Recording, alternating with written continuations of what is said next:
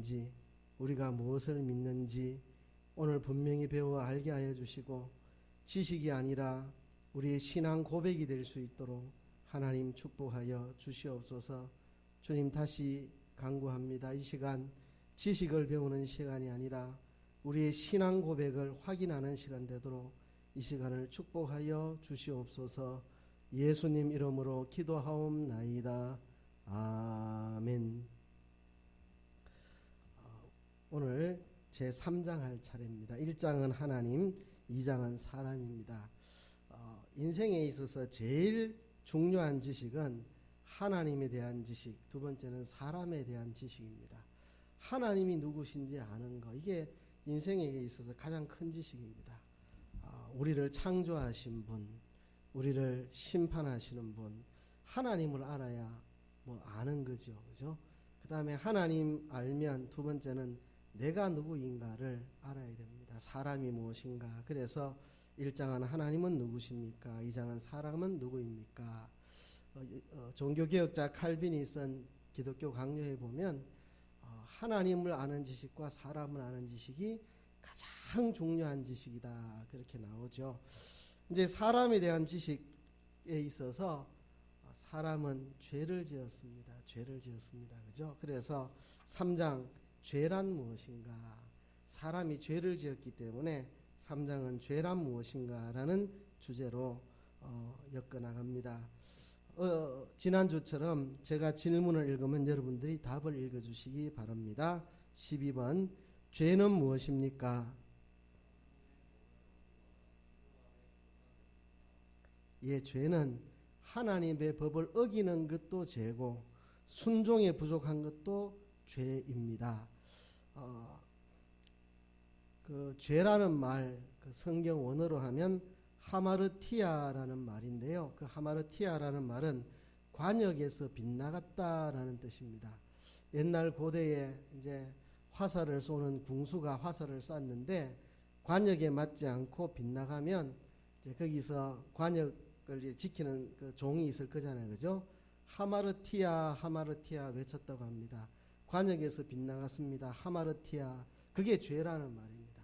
빗나가는 거. 하나님의 법에 명중하지 못하고 하나님의 법을 어기거나 하나님 법을 순종하는데 부족한 것이 죄입니다. 보통 우리가 전도할 때 우리는 다 죄인입니다. 예수 믿음이야 구원 얻습니다 하면 많은 사람들이 내가 왜 죄인인데요? 눈 동그랗게 뜨고 내가 왜 죄인인데요? 그럽니다. 내가 사기를 쳤습니까? 간음을 했습니까? 도둑질을 했습니까? 내가 대한민국 국법에 재판받을 만한 일 한 적이 없는데 왜 내보고 죄인이라 합니까? 이런 사람들이 있습니다. 하나님의 법을 어기면 그게 죄가 되는 겁니다. 대한민국 국법이 아니라 하나님의 법을 어기면 모든 것이 죄가 된다. 또 법을 어기는 것이 아니라도 순종에 부족하면 죄입니다. 그럼 죄의 범위가 대단히 넓어지죠. 그죠? 하나님의 법을 어기면 죄고 또 순종에 부족한 것도 죄입니다. 자, 내 형제를 내 몸과 같이 사랑하라 했는데 내 이웃을 내 몸과 같이 사랑하는 여기에 부족한 게 있으면 죄입니다. 그러니까 죄가 꼭 도적질을 해야 죄고 거짓말 해야 죄가 아니고 순종에 부족한 거, 그죠? 형제를 섬기라 했는데 섬김에 부족한 거, 그게 다 죄입니다. 그죠? 그러니까 순종에 부족한 것도 죄라는 사실. 그러면 죄가 범위가 어마어마하게 넓어지죠. 그죠? 하나님의 법을 어기거나 순종에 부족한 것까지 다 죄입니다. 하나님의 뜻에 명중하지 못하고 조금이라도 빗나가면 그게 죄가 됩니다. 13번, 최초로 누가 범죄하였습니까?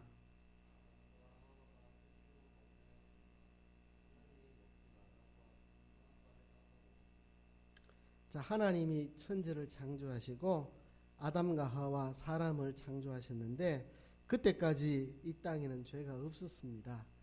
최초로 범죄한 건 바로 아담과 하와가 최초로 범죄하게 되었습니다. 아담과 하와가 하나님이 먹지 말라고 한 선악과를 먹은 것입니다. 하나님이 에덴 동산에 먹기 좋은 많은 과실을 두시고 얼마든지 자유로 먹게 하셨으나 선악을 알게 하는 나무의 열매는 먹지 못하도록 금하셨는데 아담과 하와가 그 선악과를 먹은 이것이 인류 최초의 죄입니다. 이게 죄의 시작입니다. 이 죄로 말미암아 세상에 죄가 들어오게 된 것입니다. 하나님께서 왜 에덴 동산에 선악과를 만드시고 먹지 말라 하셨는가? 하나님께서 우리에게 하라고 하시는 거, 얼마든지 죄가 되지 않는 많은 것들을 두시고 이거는 하지 말라 제한을 두셨습니다. 그것은 하나님과 사람 사이의 구별이죠. 그죠? 우리는 피조물이고 언제나 하나님 말씀에 순종하여 살아야 된다는 것을 표현하는 것이 선악과입니다. 선악을 판단하시는 분은 하나님이시고 하나님이 금하신 것을 하면 안 된다는 것을 우리에게 보여주는 게 선악과인데, 선악과를 먹은 것은 자기가 선악을 판별하는 주인 행세를 하고 내 마음에 들면은 선, 내 마음에 안 들면 악. 사람이 그렇게 하면 안 되겠죠. 그죠? 하나님이 옳은 것을 선악이라고 분별하는데, 옳은 것은 선, 그런 것은 악이라고 분별하는데, 사람이 자기 중심이 돼서 내 마음에 들면 선, 내 마음에 안 들면 악. 이게 이제 자기가 선악을 구별하려고 하는 거죠. 그러니까 하나님을 떠나 내가 주인이 되려고 하는 것입니다. 그래서 선악과를 먹은 거죠. 이것이 인류 최초의 범죄입니다. 14번, 죄는 몇 가지입니까?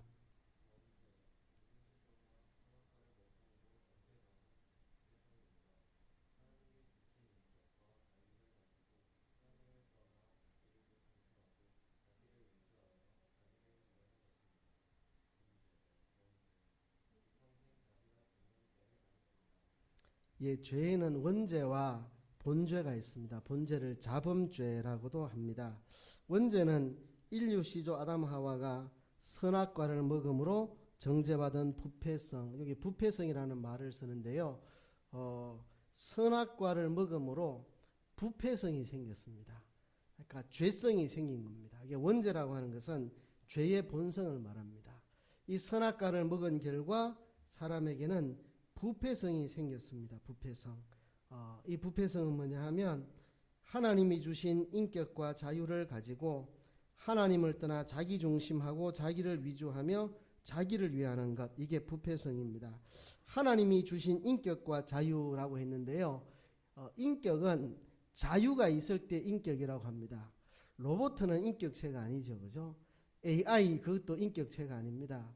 그거는 사람이 프로그램한 대로 작동하는 거기 때문에 AI에게는 자유성이 없죠. 근데 인격이라는 말은 자유성이 있다는 겁니다.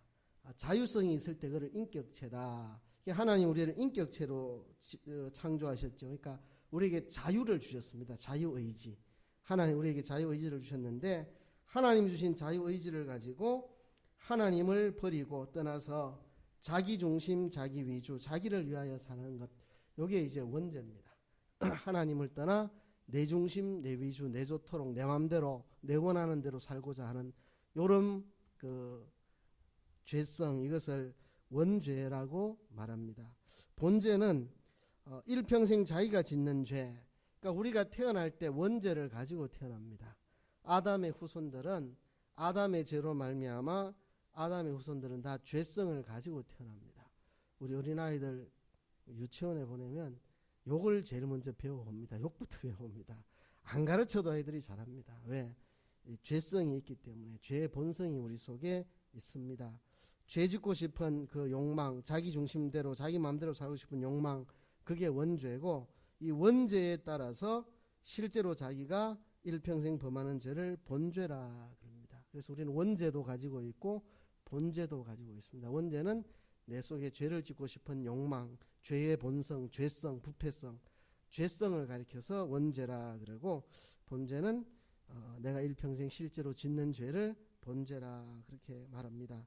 15번, 원죄는 우리와 무슨 관계가 있습니까?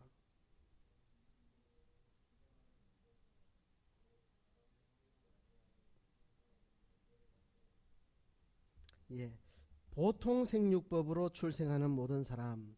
보통생육법은 엄마 아빠에 의해서 정자와 난자가 만나서 출생하는 모든 사람, 이게 보통출생법으로, 전 세계 모든 사람들이 다 보통출생법으로 태어나죠.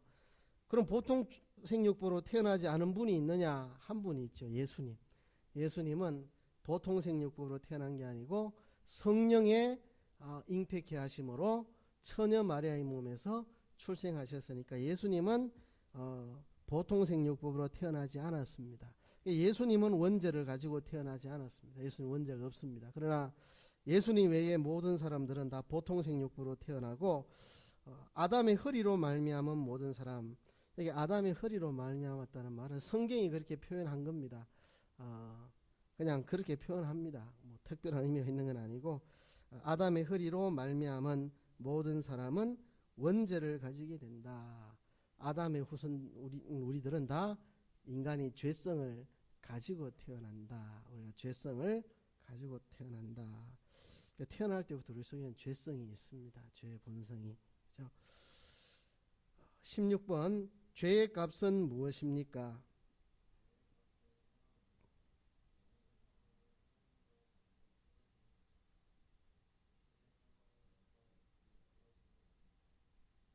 예, 죄지은 값은 사망입니다. 죄의 대가는 사망을 당하는 건데 영의 사망과 육의 사망이 있습니다. 영의 사망은 하나님과 관계가 끊어지는 겁니다. 죄로 인해서 하나님과 관계가 끊어지는 거, 이게 영적인 죽음이고, 육신의 죽음은 영과 육이 나누어지는 겁니다. 우리 육신은 지금 살아있죠, 그죠? 우리 육신은 살아있는데 나중에 이제 육신이 나중에 죽을 때는 영과 육이 나누어지는 겁니다. 영과 육이 분리되는 것을 육신의 죽음이라. 그 다음에 영의 사망은 하나님과 관계가 끊어지는 겁니다. 자, 그러면 사람이 태어날 때 죄성을 가지고 태어나잖아요, 그죠? 그럼 나오자마자 죄를 짓고 삽니다. 그래서 사람은 태어나자마자 영이 죽은 상태가 됩니다. 우리의 죄 때문에 영은 하나님과 관계가 끊어지는 거죠. 그래서 하나님과 관계가 끊어진 상태로 태어나는 거죠. 죄 때문에. 그죠? 근데 우리 육신은 살아 있습니다. 살아 있는데 이거는 마치 꺾어 놓은 그 꽃과 같습니다. 꽃 꺾어서 화병에 꽂아 놓으면 살아 있는 것 같지만 시간 지나면 죽습니다. 그처럼 우리 육신도 살아 있는 것 같지만 때가 되면 영과 육이 나누어져서 육신의 죽음을 당하게 되는 거죠. 그래서 죄로 인해서 영의 사망도 당하고 육신의 사망도 당하는데, 영의 사망은 태어날 때부터 이미 영이 사망한 채로 태어나고, 육신은 이제 우리가 나중에 죽을 때 영육이 나누어짐으로 육신의 사망을 당하게 되는데요. 태어날 때 영이 죽어서 태어나는데, 그래서 하나님을 모릅니다. 천국도 모르고 영생도 모르고, 그러다가 이제 복음을 받아들이고 예수님 믿고 거듭날 때, 그때 우리의 죽었던 영이 살아납니다. 하나님과 다시 이 관계가 다시 연결이 됩니다. 그래서 영적으로 다시 생명을 얻어 살아나게 되는 거죠. 태어날 때는 영적으로 죽어서 태어난다, 그렇게 봐야 되겠죠. 17번 의인은 어디로 가고 죄인은 어디로 가게 됩니까? 자, 의인은 천국에 갑니다. 의인은. 그리고 죄인은 심판받아 지옥에 갑니다.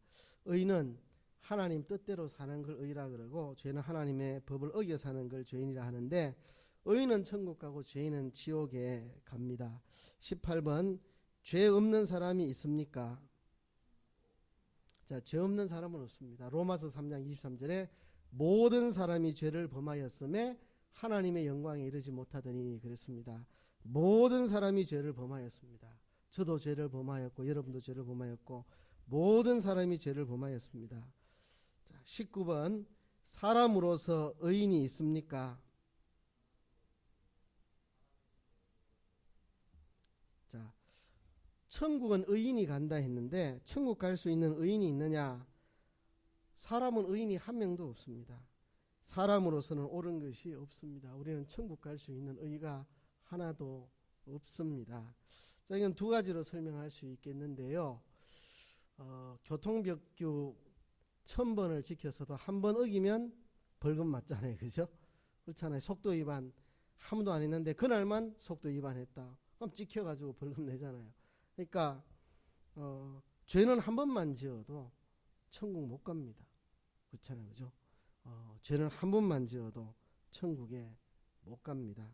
뿐만 아니라 사실 우리에게는 의도 하나도 없습니다. 인간끼리 도덕적으로 선하다 하는 도덕적인 선이 있을 수는 있으나 하나님이 인정할 수 있는 의인은 사람에게 없다는 것입니다. 우선 쉽게 설명하자면 내가 아무리 법을 지켜도 하나라도 어기면 천국 못 간다는 사실, 단 한 개만 어겨도 천국 못 간다는 사실, 그렇게 이해하면 되겠고, 좀 더 정확히 이해하자면 사실 천국 갈 만한 의가 인간에게는 하나도 없다는 것입니다. 인간끼리의 도덕적인 선이 있을 뿐 하나님이 인정할 수 있는 의는 사람에게 하나도 없다. 그래서 성경이 말하길 의인은 없나니 하나도 없으며, 천국 갈 의인은 하나도 없다는 것입니다. 20번, 의인은 하나도 없으니 천국 갈 사람이 하나도 없습니까?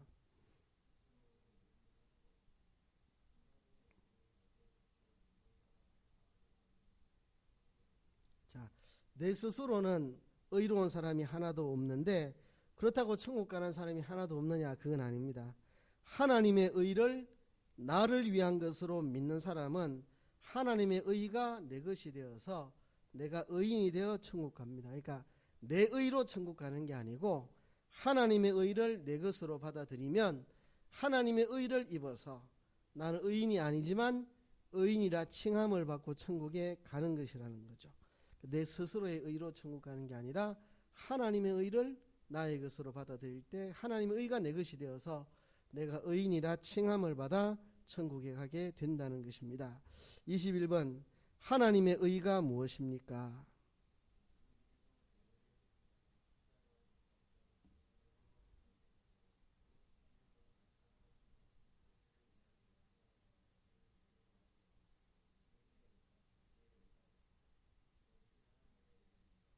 자, 예수님께서 우리 죄를 대신해서 십자가에 못 박혀 죽으시는 형벌을 받으심으로 우리의 죄 문제를 다 해결해서 죄를 다 용서받게 하시고, 예수님께서 3일 만에 부활하셔서 그 부활한 생명을 우리에게 주시는데, 이것이 나를 위한 것이라는 것을 믿을 때 예수님의 십자가의 죽음은 내 죄에 대한 형벌을 예수님 대신 받아서 내 죄가 용서받고, 예수님이 3일 만에 다시 살아난 것은 그 생명을 우리에게 주셔서 우리로 하여금 새 생명을 얻게 하려고 하신 것이라는 것을 믿음으로 받아들일 때 예수님의 의가 나의 의가 됩니다. 예수님의 의를 이룬 것이 나의 의가 되어서 내가 의롭다 칭함을 받게 되는데, 이것이 바로 하나님의 의가 됩니다.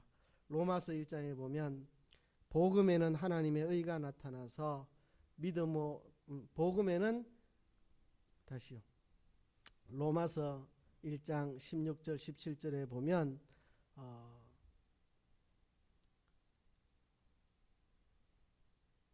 내가 복음을 부끄러워하지 아니하노니 이 복음은 모든 믿는 자에게 구원을 주시는 능력이 됨이라. 첫째는 유대인에게 또한 헬라인에게로다. 복음에는 하나님의 의가 나타나서 믿음으로 믿음에 이르게 하나니 기록된 바 오직 의인은 믿음으로 말미암아 살리라 함과 같으니라. 로마서 1장 16절부터 나오는 말씀이거든요. 하나님의 의. 로마서가 하나님의 의를 이야기합니다. 복음에는 하나님의 의가 나타난다. 이 하나님의 의를 입어서 우리가 구원받아 천국에 가게 된다. 하나님의 의를 입어서 우리는 천국에 가게 된다. 이 하나님의 의는 예수님의 십자가의 죽음과 부활을 나 위한 것으로 믿을 때 예수님의 의가 내 의가 되는 것, 이게 바로 하나님의 의다. 이 하나님의 의를 인하여 우리가 천국 가게 된다 하는 것입니다. 22번, 멸망받을 죄인을 구원하시기 위한 하나님의 계획은 무엇입니까?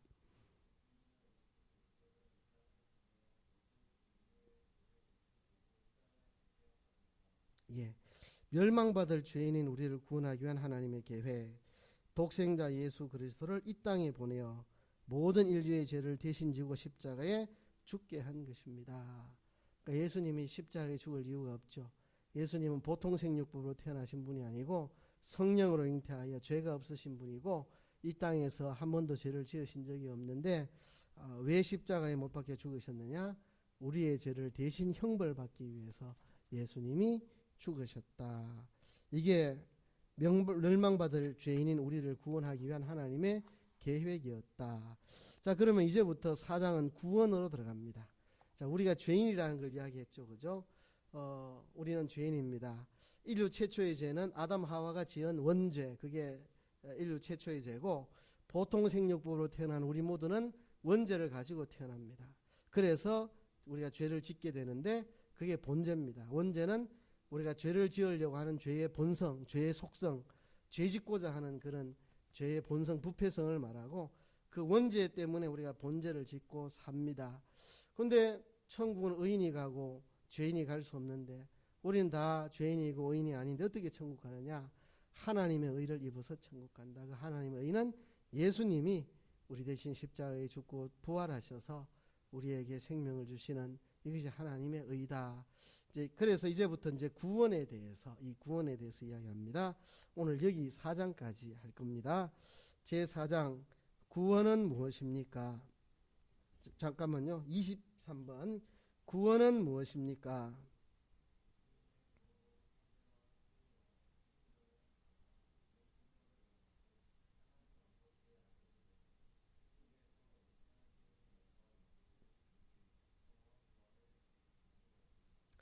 자, 예수님의 공로로, 그 예수님 공로라는 거 앞에 이야기했습니다. 십자가에 죽으시고 부활하시는 거, 우리가 받은 것이 뭐냐 하면 사죄와 칭의와 새 생명. 예수님의 공로 때문에 사죄, 칭의, 새 생명을 받았다. 사죄는 죄 용서함을 받는 것, 칭의는 의롭지 않은 내가 의롭다 칭함을 받는 것, 의롭다 여김을 받는 것, 의롭지 않은 내가 의롭다고 칭함을 받는 것, 칭의. 새 생명, 이제 하나님과 연결되어서 새로운 생명을 받는 것, 죄로 인해서 하나님과 끊어졌다가 다시 하나님과 연결되는 것, 이게 새 생명입니다. 그래서 우리가 예수님 공로로 죄 사함 받고 의롭다 칭함 받고 새 생명을 받아서 이제 지옥 형벌을 면하고 지옥에 안 가게 되고 하나님 아버지의 아들이 되고, 그러니까 이게 지옥에 안 가는 것만이 아니고 하나님을 아버지라 부를 수 있는 하나님의 아들이 되고, 천국에서 영생할 수 있는 영과 육으로 중생 성화 부활을 받는 것입니다. 우리가 천국에 가서 영생을 누리려면 천국의 영생을 누릴 수 있는 영과 육으로 변화되어야 됩니다. 영이 죽었다가 살아나는 것을 중생, 그죠? 우리 육이 변화되는 것을 성화. 근데 우리 육이 죽었다가 살아나는 것을 부활, 그래 말합니다. 우리 지난 주일날 과거의 구원, 현재의 구원, 미래의 구원 이야기했잖아요, 그죠? 중생은 과거의 구원. 예수님을 믿을 때 내 죽었던 영이 살아나서 하나님과 연결돼서 영적인 생명이 회복되는 거, 이게 중생. 그리고 현재 내가 내 마음과 몸이 거룩하게 변화되어 가는 과정, 이게 성화, 거룩할 성자, 거룩하게 변화되는 성화. 그 다음에 나중에 우리가 죽으면 부활해서 영광스러운 몸으로 변화되는 거, 이게 부활입니다. 우리가 영이 먼저 살아나는 중생을 경험했고, 이제 성화의 과정으로 우리 마음과 몸이 새로워지다가 이제 죽으면 부활해서 영광스럽게 변화되면 이제 천국에서 영생할 수 있는 우리의 영과 육으로 변화되는 것입니다. 이 과정 전체를 구원이라고 한다.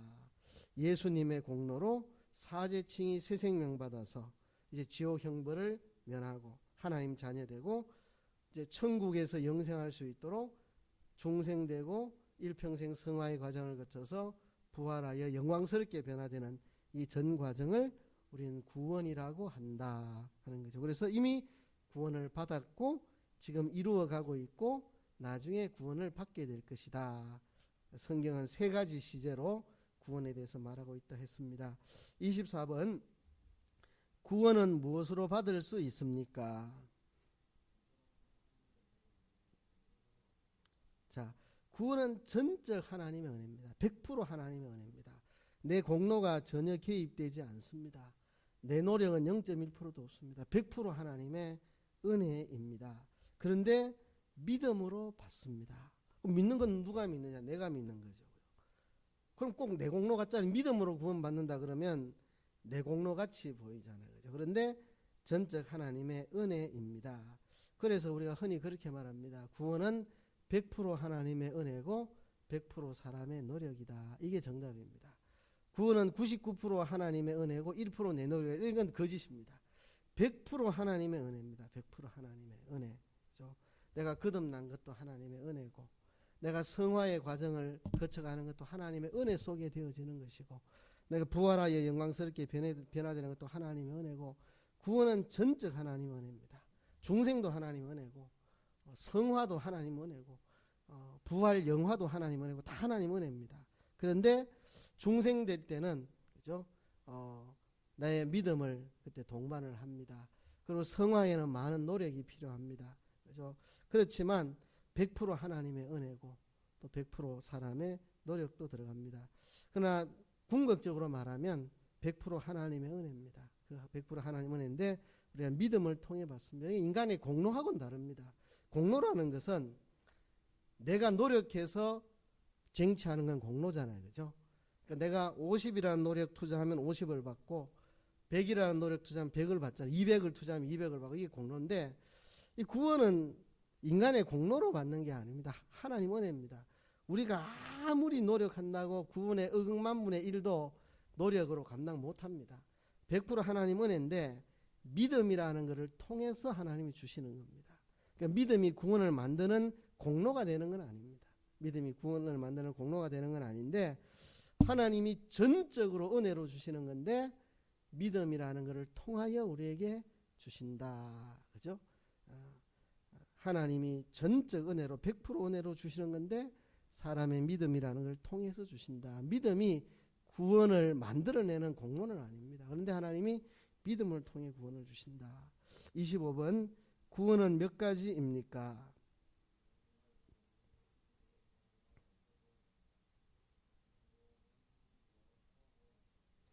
자, 두 가지가 있으니 기본 구원과 건설 구원입니다.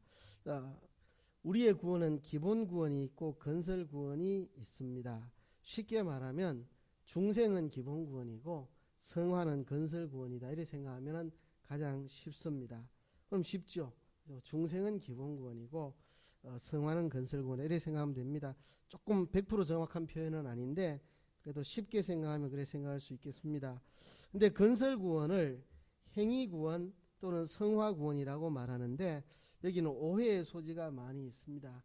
성화 구원이라고 말하는 데는 오해의 소지가 많이 없는데 행위 구원이라고 표현하면 좀 오해의 소지가 있습니다. 마치 인간의 행위로 건설 구원을 이루는 것처럼, 인간의 행위가 건설 구원을 이루는 공로가 되는 것처럼 생각하면 그는 잘못된 것입니다.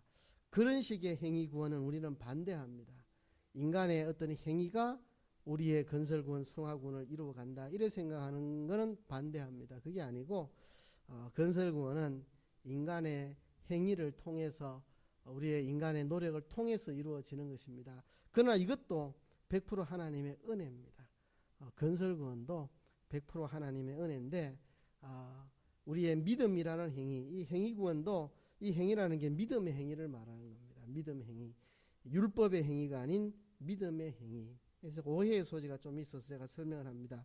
건설 구원을 행위 구원이라고 말할 때 이 행위는 율법의 행위가 아닌 믿음의 행위를 말한다. 믿음의 다른 표현을 행위라고 그렇게 말했습니다. 행함이 없는 믿음은 죽은 거니까, 행함 없는 믿음은 죽은 거니까, 그죠? 여기서 말하는 행위는 우리의 믿음의 행위를 말합니다.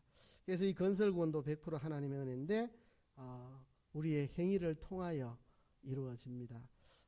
이거는 믿음의 행위지 율법의 행위, 우리의 공로가 아니고 하나님의 은혜입니다. 믿음의 행위.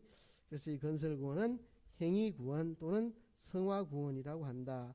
왜냐하면 기본 구원은 우리의 행위와 관계가 없으니까, 성령께서 일방적으로 우리를 거듭나게 하시는 거니까, 성령과 진리가 예수님의 십자가의 피로 우리를 거듭나게 하시는 거니까, 거듭나는 건 우리의 의지가 없습니다. 아이가 출생하는 것은 자기 노력 아니죠. 엄마가 아이를 낳는 거죠. 출생하고 나서부터는 자기가 기어다니고 자기가 뭐 젖을 먹고 자기가 하는 거지만 일단 출생까지는 자기가 하는 거 아니잖아요. 엄마가 하는 거잖아요. 그렇죠? 그것처럼 중생은 영적으로 다시 태어나는 거니까, 거듭 태어나는 거니까, 출생이니까, 거듭나는 것은 인간의 행위가 아무런 개입이 안 되어 있습니다. 그러나 성화는 하나님의 은혜로 이루어지는 거지만 우리의 믿음의 행위를 통하여 이루어지는 것입니다. 그런 측면에서 기본 구원은 행위가 전혀 개입되지 않는다는 측면에서 행위 구원이라고 하는 거지, 인간의 행위가 공로가 되어서 얻는 구원이라는 뜻은 아니라 하는 것입니다. 그래서 건설 구원을 행위 구원이라 성화 구원이라 한다는 거. 그 다음에 26번 구원의 순서가 어떠합니까?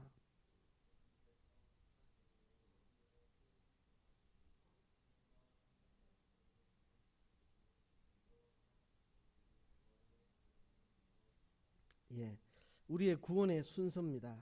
성부 하나님, 그러니까 아버지 하나님이 영원전에 우리를 택하셨습니다. 내가 태어나기도 전에, 세상이 창조되기도 전에 하나님 홀로 계실 때에 아버지 하나님, 성부 하나님이 나를 선택하셨고, 선택받은 나를 위해서 성자 하나님이신 예수님이 사람 되어 이 땅에 오셔서 십자가의 피로 나를 구속하여 주시고, 그 다음에 성령 하나님과 성경 말씀, 진리의 말씀이 우리를 중생시키고 믿어 성화시키시고 부활로 구원이 이루어집니다. 그래서 성부의 선택, 그 다음에 성자의 십자가의 피 흘림, 성령이 우리를 거듭나게 하심, 삼위 하나님의 합작품이죠. 성부께서 선택하시고 선택받은 우리를 위해 성자 하나님이신 예수님이 십자가에 피 흘려 우리를 구원하시고, 예수님이 십자가에서 이루신 구원을 우리에게 적용시키는 것은 성령이 하시는 일입니다. 예수님이 십자가에 죽으신 것은 2000년 전에 죽으셨잖아요. 그 예수님의 십자가의 대속의 공로를, 핏공로를 나한테 적용을 시켜서 나를 거듭나게 하는 것은 성령과 진리의 말씀이 나를 거듭나게 중생시켜 주신 겁니다. 그러니까 제가 이제 불신 가정에서 태어났으니까 내가 이제 영이 죽은 상태로 태어났습니다. 우선 그죠? 죄로 인해서 내가 원죄를 가지고 있으니까 언제 사람의 영이 죽는가, 이거는 신학적으로 논란이 있는 건데요. 뭐 우리가 생각할 수 있는 건 이겁니다. 죄가 있으면 영이 죽으니까, 죄가 있으면 영이 죽으니까 우리가 존재하는 순간 영이 죽었다고 봐야 안 되겠습니까? 하나님께서 우리를 창조하실 때, 그러니까 엄마 아빠 사이에서 내가 수정이 되어 가지고, 글쎄요 어느 시점에 내 영이 생기는가, 이것도 신학적 논란이 있는 건데, 엄마 아빠의 정자와 난자가 수정되는 순간 내 영이 생기는 건지, 태어날 때 생기는 건지, 이런 건 뭐 신학적인 논쟁이 있겠습니다. 아무튼 우리 영이 존재하는 순간 죄로 정죄받아서 우리 영은 죽었다고 봐야죠. 그러니까 영이 죽은 상태에서 제가 태어났습니다. 그러다가 내가 중학생 때 이제 전도를 받고 복음을 듣고, 근데 전도를 받고 복음을 들어도 제가 이 회심을 안 했습니다. 회심을 안 했어요. 초등학교 때부터 교회는 간혹 다니고 했는데 회심을 안 하다가 내 기억으로 중학생 때 내가 거듭났다고 생각합니다. 거듭나가지고, 거듭나면 이제 하나님이 믿어지고 예수님이 믿어지고 천국이 믿어지는 거죠. 그래서 그때부터 이제 신앙생활을 하는 거죠.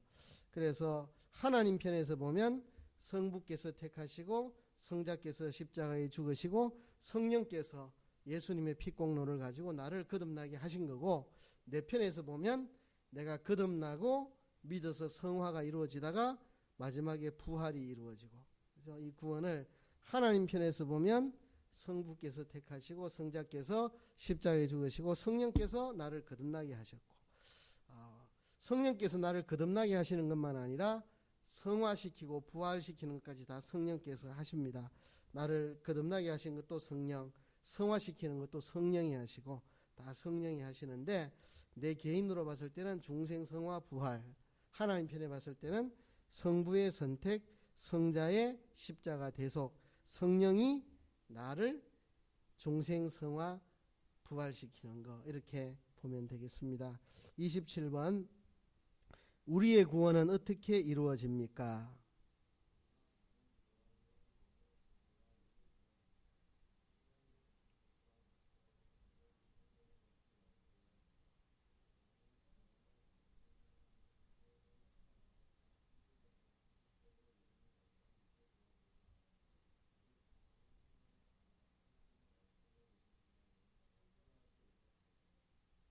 예.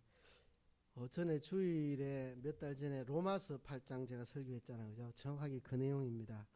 영은 의를 인하여 산 것이나 몸은 죄를 인하여 죽은 것이다. 그러나 그 영을 인하여 너희 죽을 몸도 다시 살리실 것이다.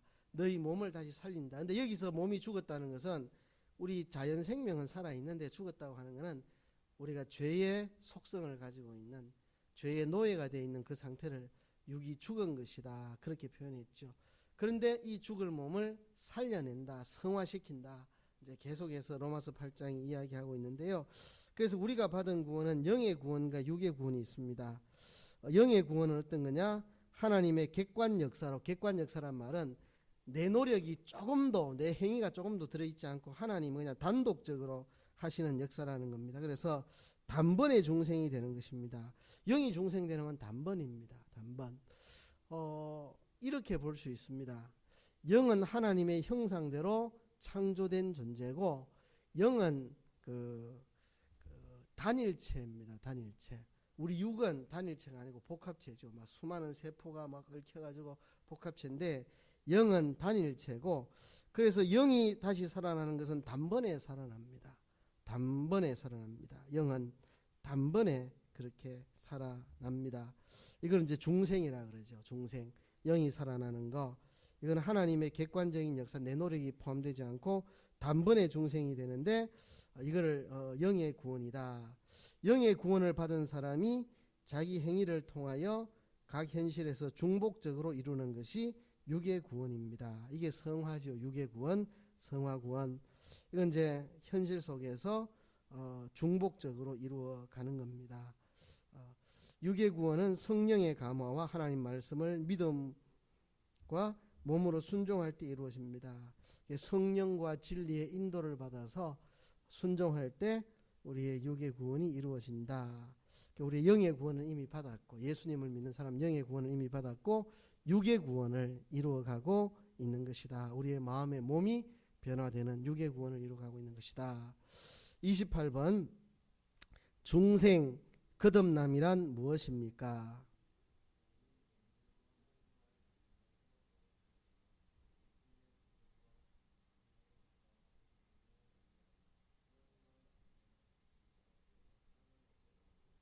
예, 이미 다 설명했죠. 그죠?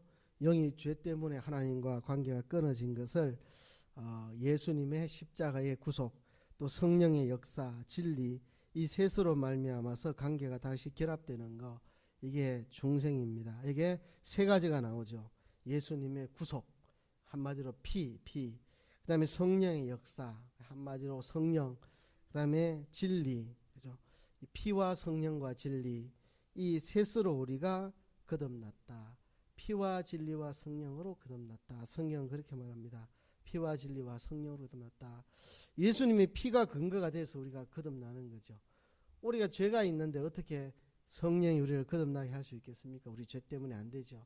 그래서 예수님의 피가 십자가에서 우리 죄를 다 씻어주시고, 죄 씻음 받은 우리에게 이제 성령과 진리가 오셔서 우리의 영을 다시 살려냈습니다. 예수님의 피가 없는데 성령과 진리가 내한테 오면 나는 죽습니다. 죄 때문에. 성령과 진리가 내 안에 들어오셔야 되는데, 성령과 진리가 내 안에 들어오려면 내가 죄가 있으면 나는 죽습니다. 죄가 있는 내 안에 성령과 진리가 들어오면 나는 죽어요. 죄 때문에. 그래서 예수님의 십자가의 피가 우리의 죄 책임을 다 면해 주시고, 그런 우리에게 성령과 진리가 우리 안에 들어오십니다. 이게 거듭나는 겁니다. 성령과 진리가 우리의 영 안에 들어오는 거. 성령과 진리가 우리 영 안에 들어오는 거. 그래서 우리 영이 이제 성령과 진리의 지도를 받고 성령과 진리와 교제를 할 수 있게 되는 거. 그래서 우리가 하나님을 알고 예수님을 믿게 되는 거죠. 그러니까 예수님의 피가 없으면 성령과 진리가 우리 안에 들어오실 수가 없습니다. 들어오면 우리가 죽으니까. 근데 예수님의 피 때문에 성령과 진리가 우리 안에 들어오셔도 우리가 죽지 않게 됩니다. 그래서 예수님의 십자가 대속이 이루어지기 전에는 성령과 진리가 우리 안에 내주할 수가 없는데, 예수님 십자가에 죽으신 이후에 이제 우리 안에 성령과 진리가 내주하게 된 것입니다. 이게 중생입니다. 29번 중생된 자가 이룰 구원은 영의 구원입니까? 육의 구원입니까? 자, 육의 구원, 곧 육의 구속과 영의 자람입니다. 자, 육의 구원이라 해놓고 또 육의 구속 같은 표현인데 좀 표현이 다르죠. 이 구속이라는 말은 옛날에 노예가 있을 때 노예가 해방을 받으려면 누군가 노예의 몸값을 대신 지불합니다. 그래서 속전이라 속전. 노예의 몸값을 대신 지불하는 그 값을 속전이라 그러는데 속전을 내면 노예가 해방이 됩니다. 그것처럼 우리의 육이 아직까지도 죄에 물들어 있고 마귀에게 종노릇하고 있는 우리의 육을 예수님 피로 다시 회복시켜 나가는 과정, 그건 이제 구속이라 그러죠. 그래서 육의 구원 곧 육의 구속인데 이거는 영의 자랍니다. 우리의 육을 구속시키는 건 우리 안에 영이 하는 일입니다. 영이 우리의 육을 설득시켜서 그죠? 우리가 죄에서 벗어나 하나님께 순종해서 살아가도록 만드는 것. 그래서 육의 구원은 다른 말로 하면 영의 자라는 겁니다. 영이 자란다는 말 뭐냐 하면 우리가 거듭나는 건 단번에 된다. 거듭나면 단번에 되는 건데 거듭난 우리의 영이 몸을 이제 지배해야 되는데 이제 몸을 서서히 지배하고 우리 육이 영의 지배를 받아야 되는데 영이 우리의 육을 잘 지배하는 거, 그게 영이 자라는 겁니다. 영이 많이 자랐다는 말은 그 영이 우리의 마음과 몸, 곧 육을 잘 지배하는 그걸 영이 자란다고 하는 거예요. 영이 자라는 것은 우리의 마음과 몸을 지배해 나가는 것입니다. 그래서 거듭난 사람, 중생된 사람이 이룰 구원은 육의 구원입니다. 육을 변화시키는 건데 이것은 영이 자라나는 것이다. 같은 말입니다. 육의 구원이 영의 자람입니다.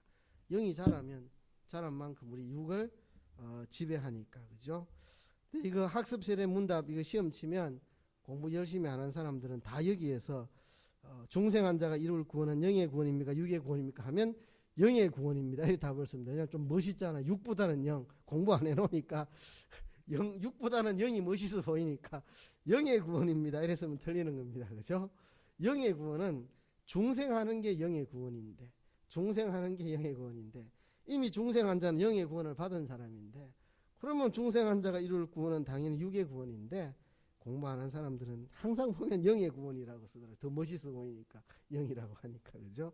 자, 중생하는 게 영의 구원이고 중생한 사람은 영의 구원을 받았으니까 이제 육의 구원을 이루어가는 것이다. 이건 영이 자라가는 것이다. 30번 중생한 영이 범죄합니까? 예, 중생한 영은 범죄하지 않습니다.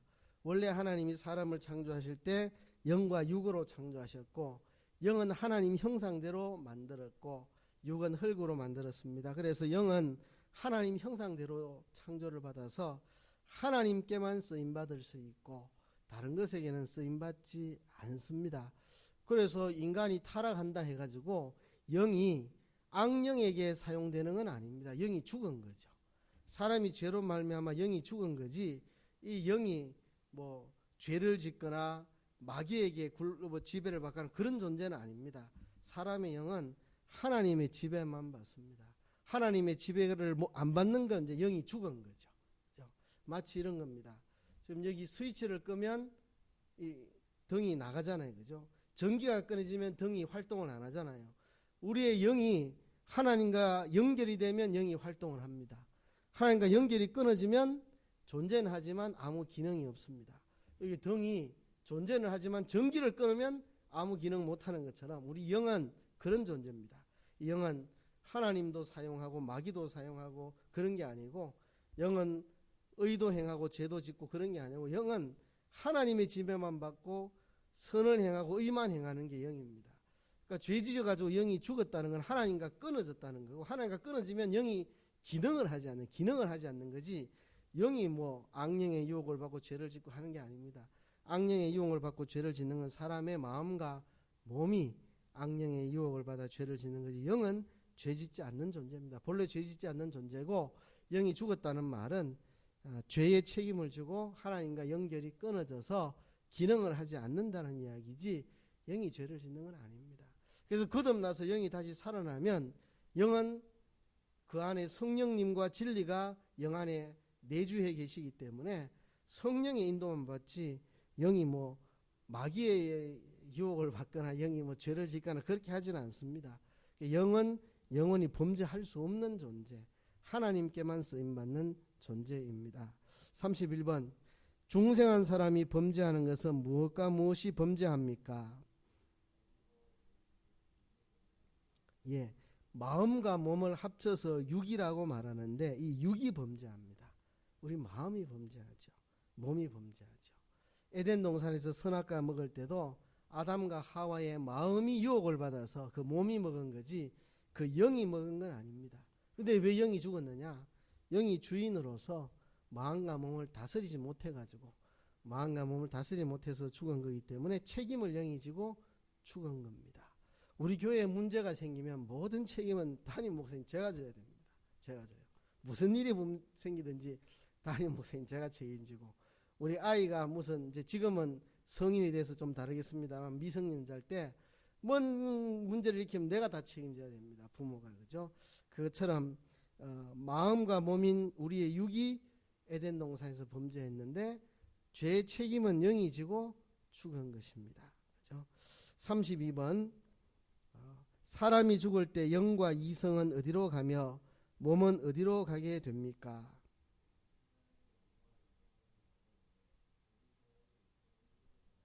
예, 신자의 영과 이성, 이성은 마음이라고도 할 수 있겠죠. 신자의 영과 마음은 낙원으로 가고 공이 덩어리 육은 흙으로 돌아갑니다. 우리가 죽으면 이제 이 몸은 흙으로 다 돌아갑니다. 그리고 우리의 영과 이성은 낙원으로 갑니다. 낙원이 뭐냐? 그냥 천국이라 생각하면 됩니다. 천국이라고. 이야기가 난 김에 좀 설명을 하면 예수님께서 재림을 하시면 다시 오시면 이 세상은 끝이 납니다. 베드로후서에 모든 건 다 불탄다고 되어 있습니다. 모든 건 다 불타고 하나님이 새롭게 창조하십니다. 새롭게. 그 새롭게 창조된 세상은 영계와 이 물질계가 하나로 통일된 세계입니다. 지금 우리가 물질계에 살고 있죠. 물질계에 살고 있는데 영계에 이제 천사들이 있겠죠. 그죠? 이 영계와 물질계가 통일이 된 새로운 세상을 만듭니다. 그때 이제 천국과 지옥이 완성이 되는 거고 지금은 천국이 물질계에 있는 게 아니고 영계에 있는 거죠. 영계에. 영계에 있는 천국을 낙원이라 그럽니다. 그리고 이제 예수님 재림하시면 세상이 불타고 영계와 물질계가 하나로 통일된 완성된 천국이 또 완성된 지옥이 됩니다. 이걸 천국과 지옥. 근데 지금은 이제 천국이 영계에만 있고 지옥이 영계에만 있으니까 이거를 이제 낙원이다, 음부다 성경이 이제 그렇게 말하는데 결국 천국은 천국인데 지금은 영계에만 있는 천국. 예수님 재림하시면 영계와 물질계가 통일된 천국이 완성되는 거. 이제 그 차이고 지금은 이제 낙원이라고 하는 것은 영계에 있는 천국이라 그렇게 보면 되겠죠.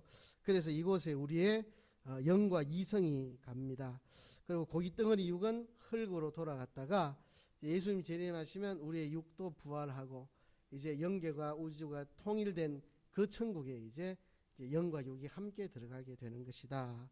그렇게 보시면 되겠습니다. 아무튼 사람이 죽을 때 영과 이성은 낙원으로 고기 덩어리는 흙으로 돌아간다 하는 것입니다.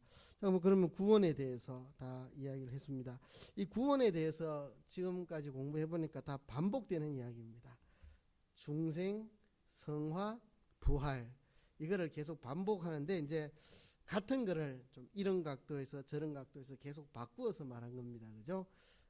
우리의 죽었던 영이 살아나는 중생, 그리고 우리의 마음과 몸이 변화되는 성화, 그리고 죽어서 부활하는 이 과정들을 용어를 바꾸어서 또 관점을 바꾸어서 계속 바꾸어서 말하는 것은 좀 다양하게 이해할 수 있도록 하기 위함입니다. 이게 바로 우리의 구원이다. 구원하면 중생성화 부활 그렇게 기억하면 되겠습니다. 중생성화 부활. 하나님 관점에서는 성부 하나님의 선택, 예수님의 십자가의 대속, 성령 하나님이 우리를 거듭나게 하고 성화시키고 부활시킨다. 우리의 관점에서 보면 중생성화 부활 그렇게 기억하시면 되겠습니다. 이제 시간이 10분 마치기 18분 전인데요. 8분 전인데 질문이 있으면 질문 받고 없으면 마치도록 그렇게 하겠습니다. 질문하실 거 있나요? 특별히 없습니까? 예, 그러면 제가 기도하고 마치겠습니다. 하나님 아버지, 우리 모두는 어쩔 수 없는 죄인인 것을 고백합니다. 태어날 때부터 원죄성을 가지고 태어나서 죄의 욕망이 우리 안에 있는 사람들입니다. 그리고 태어나서 많은 본죄를 지은 우리들입니다. 우리 스스로 천국 갈 수 없는 자인 것을 고백합니다. 그러나 하나님 우리를 사랑하셔서 우리를 위해 예수님 십자가에 죽으시고 그 의를 우리에게 입혀주셔서 예수 믿고 천국 가게 해주신 은혜를 감사합니다. 이제 우리가 거듭났사오니 남은 생에 성화를 잘 이루어 나갈 수 있는 복되고 지혜로운 우리들 되게 도와주시옵소서. 그리고 언젠가 부활하는 날 예수님처럼 영광스럽게 변화될 그날을 믿고 바라보며 살아가는 저희들 되게 하여 주시옵소서. 예수님 이름으로 기도하옵나이다. 아멘. 예, 마쳤습니다. 주일 늦은 시간 피곤한데 수고들 많으셨습니다. 감사합니다.